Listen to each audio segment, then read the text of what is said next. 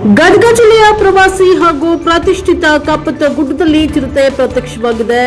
ಇದು Gadag breaking exclusive. ಕಪ್ಪತ್ತಗುಡ್ಡದಲ್ಲಿ ಚಿರತೆ ಓಡಾಟ ದೃಶ್ಯ ಕ್ಯಾಮೆರಾದಲ್ಲಿ ಸೆರೆಯಾಗಿದೆ. ಗದಗ ಜಿಲ್ಲೆ ಮುಂಡ್ರಗಿ ತಾಲೂಕಿನ ಕಪ್ಪತ್ತಗುಡ್ಡದಲ್ಲಿ ಚಿರತೆ ಓಡಾಡ್ತಾ ಇರೋ ದೃಶ್ಯ ಸಿಸಿಟಿವಿ ಕ್ಯಾಮೆರಾದಲ್ಲಿ ಸೆರೆಯಾಗಿದೆ. ಡೋಣಿ ತಾಂಡ ಹಾಗೂ ಗ್ವಾಲಗಿರಿ ಮಠದ ಮಾರ್ಗ ಮಧ್ಯೆ ಚಿರತೆ ಪ್ರತ್ಯಕ್ಷವಾಗಿದೆ.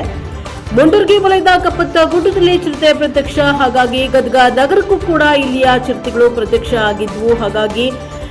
ಹಾಯಾಗಿ ರಸ್ತೆಯಲ್ಲಿ ಚಿರತೆ ಓಡಾಟ ಕೂಡ ಮಾಡಿದ್ವು. ಗದಗ ಸುತ್ತಮುತ್ತಲ ಬೆಂಕದಕಟ್ಟೆ ಗ್ರಾಮದ ಆಸುಪಾಸಿನಲ್ಲಿಯೂ ಕೂಡ ಬಂದಿದ್ದು ಹಳೆಯ ಸುದ್ದಿಯಾಗಿದೆ.